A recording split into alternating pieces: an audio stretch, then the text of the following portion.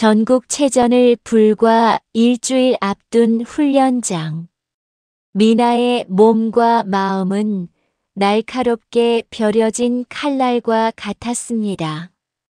금빛 메달을 향한 열망이 도장 전체를 뜨겁게 달구고 있었습니다.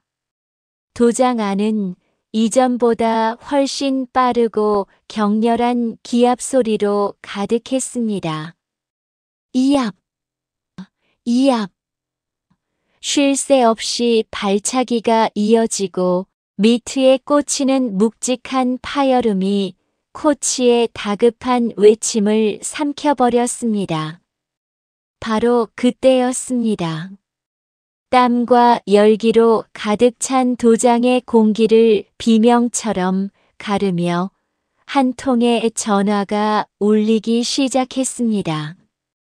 불길한 사이렌처럼 훈련복 주머니 속 미나의 휴대폰이었습니다. 훈련의 흐름이 끊긴 것에 인상을 찌푸린 코치의 눈짓에 미나가 휴대폰을 집어들었습니다. 화면에 떠 있는 이름은 엄마. 엄마, 나 훈련 중인데. 그러나 수화기 너머로 들려온 것은 엄마의 목소리가 아니었습니다. 알아들을 수 없는 절규에 가까운 처절한 통곡 소리가 새어나왔습니다. 무언가 잘못되었음을 직감한 미나의 심장이 바닥으로 곤두박질 쳤습니다. 서울행 버스에 몸을 실은 미나의 귀에는 덜컹거리는 차의 소음도 사람들의 웅성거림도 들리지 않았습니다. 오직 엄마의 마지막 말만이 메아리처럼 맴돌았습니다. 미나야, 이모가, 내 이모가. 덜컹거리는 버스의 엔진 소음과 창밖을 스치는 바람. 소리 아래로 미나 자신의 심장이 터질 듯이 뛰는 소리만이 낮게 깔렸습니다. 한달음에 달려간 대학병원 중환자실 앞 하얀 복도에 가득한 소독약 냄새가 미나의 숨을 턱 막히게 했습니다.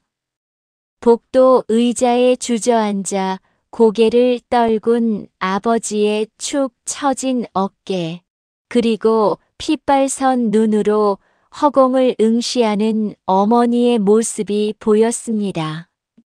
병원 복도는 싸늘한 정적에 잠겨 있었습니다. 멀리서 들려오는 규칙적인 기계음과 간간이 새어나오는 낮은 신음 소리가 그 정적을 더욱 무겁게 찔렀습니다. 의사는 간경화 말기라는 낯선 병명을 입에 올렸습니다. 간이 더 이상 제 기능을 하지 못해 독소가 온몸에 퍼지고 있다는 절망적인 이야기였습니다. 살 수 있는 방법은 단 하나, 간 이식뿐이라고 했습니다. 의사의 상담실에는 무거운 침묵만이 흘렀고 책상 위 낡은 시계의 초침 소리만이 유난히 공간을 크게 울렸습니다. 그날부터 가족들의 피를 말리는 기다림이 시작되었습니다. 하지만 희망의 문은 하나씩 아주 잔인하게 닫혔습니다. 아버지도 어머니도 외삼촌도 모두 조직 검사 결과 부적합 판정을 받았습니다. 마지막 남은 희망은 오직 미나뿐이었습니다. 아직 미성년자라 검사 대상에서 제외했었습니다만 미나는 망설이지 않았습니다. 며칠 뒤 마지막 희망을 품고 병원을 찾은 가족들 앞에 의사가 무거운 표정으로 서 있었습니다. 그가 서류를 넘기는 소리가 들리고 이내 길고 무거운 침묵이 내려앉았습니다. 의사의 입이 열리는 순간 세상의 모든 소리가 사라졌습니다. 기적이라고 해야 할지, 비극이라고 해야 할지, 유일하게 김미나 양만 이식이 가능합니다. 이식이 가능합니다. 그 말은 희망이 아니었습니다. 그 순간 세상이 무너지는 듯 쿵 하는 깊은 심연의 소리가 미나의 머릿속을 울렸습니다. 멀리서 들리던 병원의 기계음마저 불규칙하게 왜곡되는 듯 했습니다. 그것은 16소녀에게 자신의 꿈과 미래와 그리고 온전한 몸을 이모의 목숨과 맞바꾸라는 세상에서 가장 잔인한 선택지였습니다. 16 꿈의 정점에서 금빛 메달이 손에 잡힐 듯한 거리에서 소녀는 자신의 모든 것을 걸어야 하는 잔인한 갈림길에 서게 되었습니다. 의사의 마지막 말이 남긴 것은 침묵이 아니었습니다. 그것은 소리 없는 진공, 모든 생각과 감정이 빨려 들어가 버린 무의 상태였습니다. 어머니의 귀에는 의사의 목소리가 더 이상 들리지 않았습니다. 세상의 모든 소음이 하얗게 증발해버린 머릿속에서 내 딸의 몸에 칼을 대야 한다는 잔인한 문장만이 검은 잉크처럼 번져나갔습니다. 뭐라고 하셨어요? 방금. 미성년자는 엄마 사인이 있어야 하는데 내가 어떻게 사인을 해?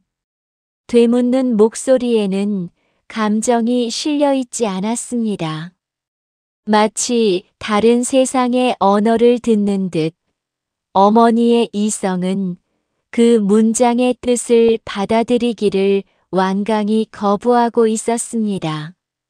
하지만 그 거부의 둑이 무너지는 것은 한순간이었습니다. 이성이 마비된 자리에 짐승의 것에 가까운 원초적인 모성애가 들끓기 시작했습니다.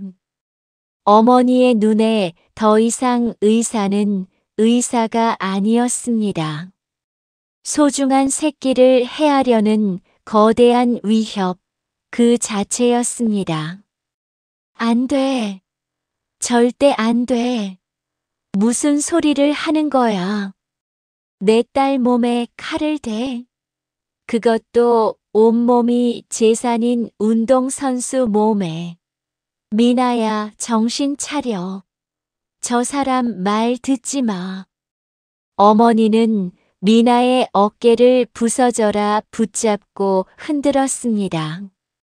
마치 그렇게라도 딸을 현실의 잔인함으로부터 지켜낼 수 있다는 듯이 아버지의 침묵은 더욱 깊어졌습니다. 참아들지 못하는 고개 아래 무릎 위에서 맞잡은 두 손이 하얗게 질려 세차게 떨리고 있었습니다. 아내의 절규를 막을 수도 딸의 운명을 바꿀 수도 없는 한 가장의 무력감이 아버지의 온몸을 석상처럼 굳게 만들었습니다. 그 모든 혼돈의 한가운데 미나는 고요했습니다. 하지만 그 고요함은 두려움이 없다는 뜻이 아니었습니다.